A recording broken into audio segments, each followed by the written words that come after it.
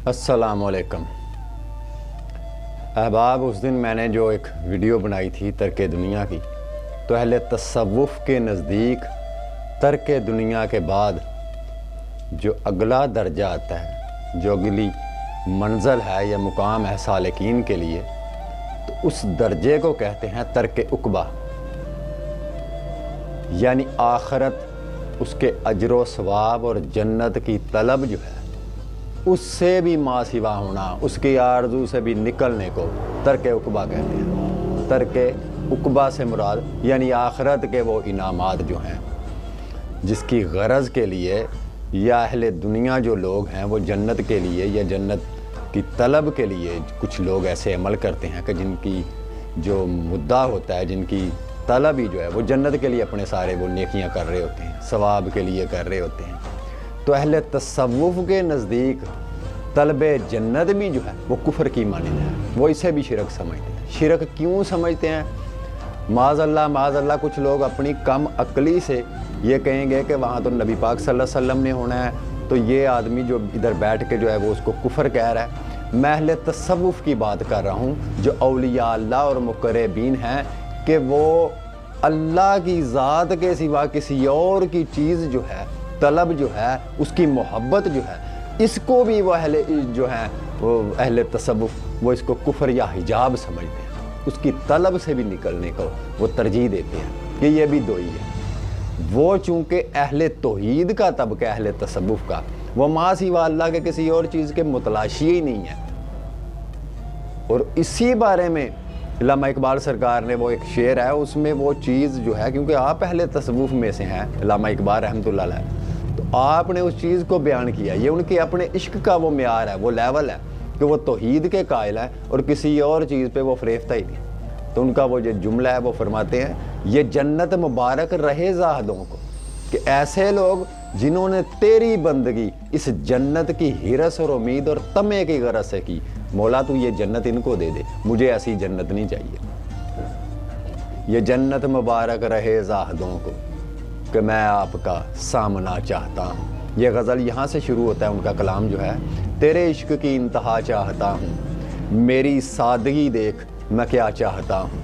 ये जन्नत मुबारक रहे ज़ाहदों को, ये जन्नत मुबारक रहे ज़ाहदों को कि मैं आपका सामना चाहता हूँ। ज़रा सा तो दिल हूँ मगर शौक़ इतना, वही लंतरानी सुना चाहता हूँ। कोई दम का मेहमान हूँ ए अहले महफिल, चिरागे सहर हूँ बुझा चाहता हूँ। बड़ी बज़्म में राज की बात कह दी, बड़ा बेअदब हूँ सज़ा चाहता हूँ। तो तर्क उक़बा से मुराद अहले तसव्वुफ़ के हाँ उक़बा जो है, जन्नत जो है, अजर व सवाब जो है, वो अल्लाह के यानी अल्लाह की बंदगी का मुआवजा तलब करने की हिरस जो है, वो कहते हैं इस हिरस से भी निकल, माँ सिवा अल्लाह के कुरब के किसी और चीज़ को जो है उसकी तलाश ना कर। जिस तरह अली अहमद साबर कलियर शरीफ वाले साबर पिया सरकार वो फरमाते हैं कि अहमद बहिश्त दो जन्नत, अहमद बहिश्त जन्नत बर आशिकां हराम अस्त, आशिकों के लिए जन्नत और बहिश्त की आरज़ू जो है वो हराम है। अहमद बहिश्त जन्नत बर आशिकां हराम अस्त, हर दम रज़ाए जाना रिज़वां शुदस्त मारा। यानी कि आशिकों के लिए जन्नत बाग़े इरम की तलब करना जो है वो हराम है। तो आशिक वो हैं जो हर दम उसके अपने यार की याद ही दर हकीकत आशिक के लिए जन्नत है। हर दम रज़ाए जाना, अपने यार की रज़ा में रहना ही आशिकों की जन्नत है। तो तर्क उक़बा से मुराद है कि दिल के अंदर जो है अल्लाह की मोहब्बत के सिवा किसी और की मोहब्बत जो है वो पैदा ना हो। तो ये अहले तौहीद का मज़हब है। अहले तसव्वुफ़ जो है ये उनका निज़ाम है, उनका सिस्टम है, उनकी एक ज़िंदगी है कि वो जो है वो पहला दर्जा तो ये है कि वो तर्क दुनिया को, दुनिया की मोहब्बत को दिल से उन्होंने निकाल दिया। फिर वो दूसरा दर्जा है कि तर्क उक़बा, آخرت کی اجر و ثواب کی غرض جو ہے اس سے بھی اپنے دل کو پاک کریں، کیونکہ اہل تصوف کا جو نظریہ یا یہ طبقہ ہے وہ ما سوا اللہ کے کسی اور چیز کے متلاشی نہیں ہے، وہ اللہ کے قرب کے متلاشی ہیں، کسی اور جانب وہ نگاہ ہی نہیں اٹھاتے، نہ ان کی طلب کوئی کرامت کی ہے، نہ مرتبوں کی ہے، نہ معجزوں کی ہے، نہ کسی مرتبے اور مقام کے وہ طلبگار ہوتے ہیں۔ اور یہ اہل تصوف کا طبقہ در حقیقت خالص ترین اس کی بندگی بغیر کسی لالچ سے بے غرض ہو کے جو ہے خلوص کے ساتھ اس کی بندگی کرنا اور اسے یاد کرنا، یہ ان کا مذہب اور شیوہ ہے۔ تو اس لیے وہ کہتے ہیں کہ عقبہ جو ہے یہ بھی ایک بہت بڑا فریب ہے۔ حضرت سلطان العارفین سلطان باہو سرکار نے فرمایا، وہ فرماتے ہیں کہ 4 قسم کے لوگ ہیں، 4 قسم کے لوگ ہیں، 4 قسم کے طبقے ہیں۔ ایک طالب دنیا، ایک طبقہ دنیا کا طلبگار ہے، دوسرا طبقہ جو ہے وہ عقبہ کا طلبگار ہے، وہ جنت کے لیے عبادت کرتے ہیں، اللہ کے لیے عبادت نہیں کرتے، اور عبادت تو اللہ کی ہے نہ کہ جنت کی، کیونکہ جنت جو ہے وہ مقام مخلوق ہے، وہاں تو نیک لوگ ہوں گے، مقام خالق نہیں ہے۔ مقام مخلوق کی عبادت کرنا جو ہے یہ بھی فریب ہے، یہ بھی حجاب ہے۔ اس لیے اہل تصوف نے اس کو شرک اور کفر بولا ہے کہ جنت کی طلب اگر آرزو رکھی جائے کہ وہاں مجھے حوریں ملیں گی اور سجدوں میں جو ہے وہ وہی چیزیں ہیں، تو در حقیقت جو آپ کی نیت ہے، آپ اپنی نیت کو سجدہ کر رہے ہیں۔ تو سجدہ کیا ہے؟ سجدہ در حقیقت آپ کی نیت کا نام جو ہے اس کا نام سجدہ ہے۔ یہ بات ہمیشہ یاد رکھیے گا کہ سجدہ آپ کی نیت کا نام ہے، کس نیت سے آپ کسی درگاہ پہ جاتے ہیں، کسی سے کس طرح منسلک ہیں، یا اللہ کی بندگی کس طرح آپ کر رہے ہیں، وہ آپ کی نیت پہ ڈیپینڈ ہے۔ جو لوگ پتھر کو خدا مان کر اس کے آگے جھکتے ہیں، در حقیقت کفر اس لیے ہے کہ وہ نیت ان کی یہ ہے کہ اس پتھر کو کہہ رہے ہیں کہ تو ہی اس کائنات کو پیدا کرنے والا ہے اور مجھے بھی پیدا کرنے والا ہے، تو وحدہ لا شریک ہے، تو رب ہے۔ تو وہ نیت جو ہے جھکنے کی، وہی در حقیقت سجدہ ہے۔ سجدہ آپ کی جبین کا نام نہیں ہے، آپ کی نیت کا نام سجدہ ہے۔ کس نیت سے آپ اپنے رب کے حضور جو ہے وہ جھکے ہیں۔ تو سلطان العارفین فرماتے ہیں کہ پہلا درجہ جو ہے، ایک طبقہ جو ہے وہ طالب دنیا ہے، اور طالب دنیا لوگ کون ہیں؟ انہوں نے ہجڑے سے جو ہے مخنث سے اس کی مثل دی ہے، مثال دی ہے کہ وہ ہجڑے ہیں، نہ وہ مرد ہیں نہ وہ عورتیں۔ کیوں؟ کہ وہ نہ جنت کے رہ گئے اور نہ اللہ کے رہ گئے، وہ دنیا کے ہی ہو کے رہ گئے، ان کو ہجڑوں سے مشابہت انہوں نے دی۔ دوسرا طبقہ کیا ہے؟ طالب عقبہ، جنت کی طلب رکھنے والے، جنت کے لیے عبادت کرنے والا طبقہ، تو وہ کہتے ہیں وہ عورتیں ہیں۔ پہلا طبقہ جو ہے وہ ہجڑے ہیں، طالب دنیا۔ دوسرا طبقہ جو طالب عقبہ ہے، ان کو عورتیں بولا ہے، اور تیسرا طبقہ جو ہے وہ طالب مولا لوگ ہیں، ان کو انہوں نے مرد بولا ہے۔ معذرت میں نے وہ غلطی سے کہہ دیا کہ 4 قسم کے انہوں نے طبقات بولے ہیں، 3 قسم کے طبقے ہیں، 3 کیٹاگری کے لوگ ہیں، طالب دنیا، طالب عقبہ، طالب مولا۔ تو اہل تصوف کے ہاں جنت کی طلب اور ہرس اور طمع جو ہے یہ بھی لالچ ہے۔ وہ کہتے ہیں اس سے بھی نکل، جس کے بارے میں علامہ اقبال سرکار فرماتے ہیں، تو راہ نورد شوق ہے منزل نہ کر قبول، لیلا بھی ہو اگر ہم نشیں تو محمل نہ کر قبول۔ تو یہ تیسرا جو درجہ ہے اہل تصوف کے نزدیک جو ترک ہے، وہ ترک عقبہ ہے، وہ اللہ کی رضا کے سوا کسی اور چیز کے متلاشی نہیں۔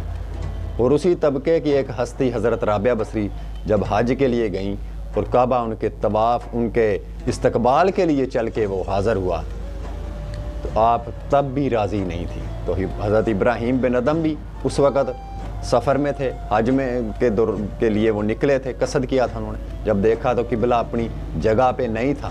اب یہ ظاہری عقل کی بات نہیں، یہ اللہ نے جو ان کو دل کی نگاہ دی ہوتی ہے، اہل اللہ کو، اولیاء اللہ کو، یہ ان کی بات ہو رہی ہے۔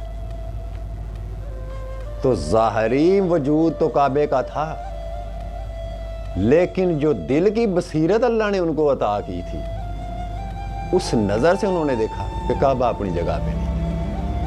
تو انہوں نے یہ سوال کیا کہ یا باری تعالیٰ یہ کعبہ اپنی جگہ پہ کیوں ہے؟ تو اللہ کی ذات فرمانے لگی وہ ایک ہستی کے استقبال کے لیے خود چل کے گیا۔ تو آپ نے کہا کہ وہ اس عورت نے اتنا حشر برپا کیا ہوا کہ سارا عالم کا نظام درم برم کر رہی ہے۔ تو اللہ کی ذات فرماتی وہ پھر بھی راضی نہیں ہے، وہ کہہ رہی ہے کہ میں اس مٹی کے، اس پتھر کے مکان کے لیے میں چل کے نہیں آئی، میں مقیم کے لیے چل کے آئی، لہذا میرا مقصود جو ہے، میری طلب جو ہے وہ مکان نہیں ہے، وہ مقیم ہے۔ تو میں اس مقیم کی جستجو میں آئی، لہذا میں ان سے بہلنے والی نہیں۔ تو یہ وہ لوگ ہیں جو ہر مقام کو جنہوں نے ترک کیا۔ حضرت رابعہ بصری کے بارے میں کشف المحجوب میں اور داتا صاحب نے کشف المحجوب اور تذکرات الاولیاء میں شیخ فرید الدین عطا رحمۃ اللہ علیہ نے ذکر فرمایا ہے کہ اللہ کی ذات نے 70 ان کو مقامات ان کے آگے رکھے، تو حضرت رابعہ بصری نے کسی ایک مقام کو بھی قبول نہیں کیا۔ وہ کہتی ہیں بس تیری ذات چاہیے، مقامات کی طلب مجھے نہیں ہے۔ تو اس لیے اہل تصوف کے نزدیک یا ان کے نظریات اور مذہب اور عقیدہ کے مطابق طلب دنیا عقبہ جو ہے یہ بھی ایک بہت بڑا فریب ہے۔ اس کے لیے دنیا، دل کے اندر جو ہے دنیا کی محبت سب سے پہلے نہ ہو، اس کے بعد اجر و ثواب کی اور جنت کی محبت جو ہے نا کہ میں جنت کے لیے عبادت کروں، وہ اس سے بھی جو ہے اس کو بھی ترک کرنے پہ وہ ترجیح دیتے ہیں۔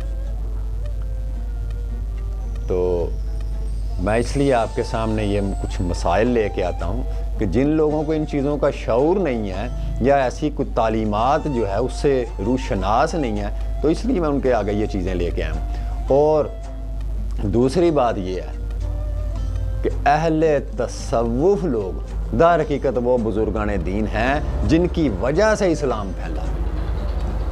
آقا کریم صلی اللہ علیہ وسلم کے بعد صحابہ اکرام کا رول، ان کے بعد طبقہ تابعین کا رول، اور طبقہ تابعین کے بعد اولیاء اللہ کی وجہ سے یہ اسلام جو ہے وہ وجود میں ہے۔ تو اہل تصوف لوگ کون ہیں؟ ان کا مذہب کوئی الگ نہیں ہے، وہ در حقیقت سراپا کردار اور عمل والے لوگ ہیں۔ کسی ایک انسان کی وجہ سے آپ دیکھیں اس معاشرے میں اب جتنے بھی ہماری سوسائٹی میں، ہمارے ملک میں جو ہے وہ تبلیغی جماعتیں کتنی بنی ہوئی ہیں، کتنی تبلیغیں ہو رہی ہیں، کتنے علماء بیٹھے ہوئے ہیں، آستانے بھی ہیں، لیکن ہمارے معاشرے میں اسی طرح بدستور بے حسی عروج پر ہے، قتل و غارت عروج پر ہے، ٹھیک ہے، ظلم و زیادتی بربریت کا ایک بازار گرم ہے۔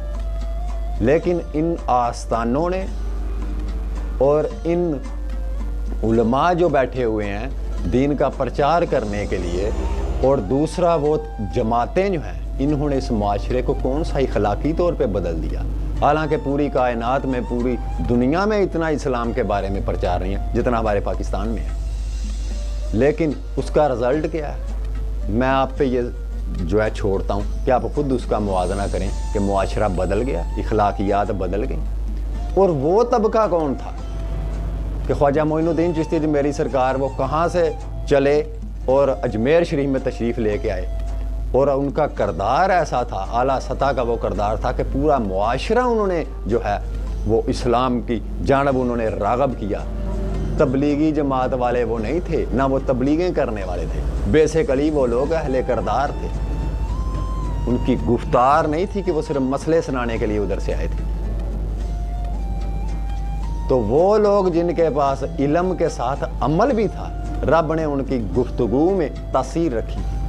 اب دیکھیں کہ آپ جتنی یہ چیزیں سنتے ہیں کن زبانوں میں تاثیر ہے، وہ آپ کسی بھی جگہ چلے جائیں سمجھ ہی نہیں لگے کہ یہ بندہ بات کیا کر رہا ہے۔ پوری رات محفلیں لگی ہوئی ہیں اور نعرے چل رہے ہیں، صبح اٹھ کے کوئی پوچھے کہ یار وہاں مسئلہ کیا ہوا تھا، وہ کہیں گے پتہ نہیں یار، بس ایک شور کا عالم تھا۔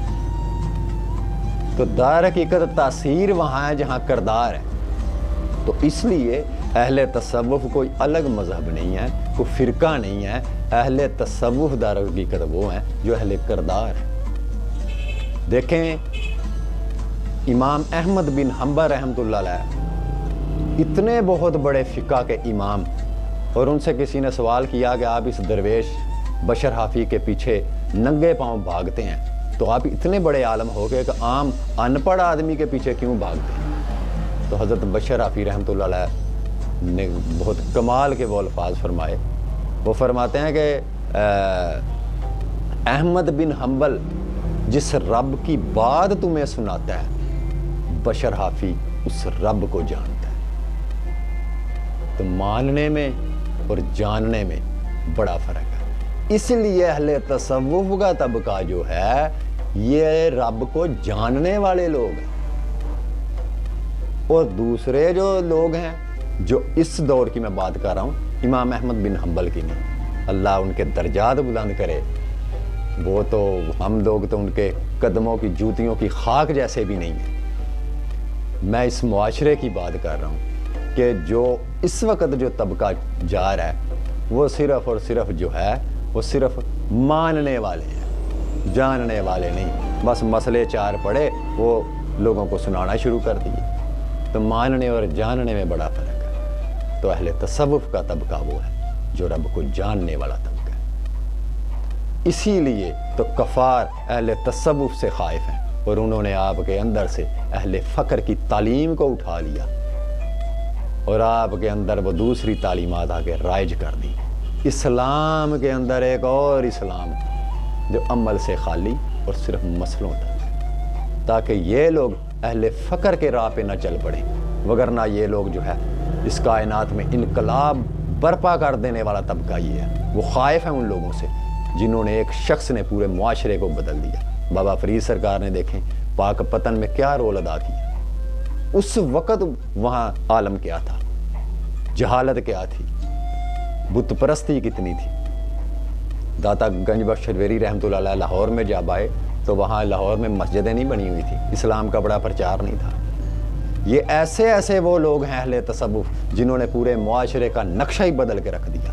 کیوں کہ یہ صاحب کردار لوگ ہیں، صاحب گفتار لوگ نہیں تھے۔ تو اس لیے معراج کا یہ موضوع تھا۔ کسی کو میری بات ناگوار گزری ہو، بری لگی ہو، میں پھر بھی ان سے معافی مانگتا ہوں، تو مجھے معاف کر دیں اگر میرے کسی بات سے کسی کی دل آزاری ہوئی ہو۔ تو اس لیے یہ جو ترک عقبہ ہے یہ صوفیاء کے ہاں بڑا مقدم ہے۔ اللہ سب کو اور مجھے بھی اس راہ کو سمجھنے اور اس پر عمل کرنے کی توفیق عطا فرمائے۔ اللہ